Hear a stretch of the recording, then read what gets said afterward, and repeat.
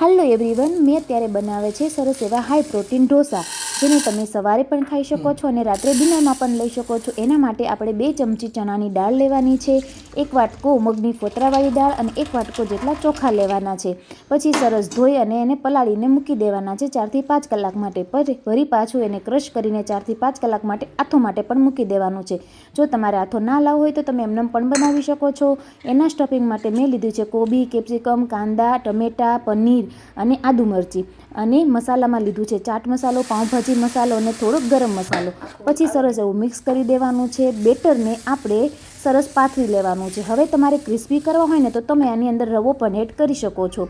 ઢોસાનું જેવું ખીરું હોય એવું જ તો આપણે કરવાનું છે। પાથરી દીધો છે અને મેં નોનસ્ટિકની કઢાઈનો ઉપયોગ કર્યો છે અને અડધી ચમચી તેલ અને શેઝવાન ચટણી એડ કરી અને ઉપરનું જે સ્ટફિંગ આપણે બનાવ્યું હતું એ આપણે પાથરી દેવાનું છે। અને મેં અહીંયા ચીઝનો ઉપયોગ કર્યો છે। જો તમારે એને ના એડ કરવું હોય તો સ્કીપ પણ કરી શકો છો। તમે આને દહીંની ચટણી અથવા તો ફુદીના ચટણી સાથે ખાઈ શકો છો।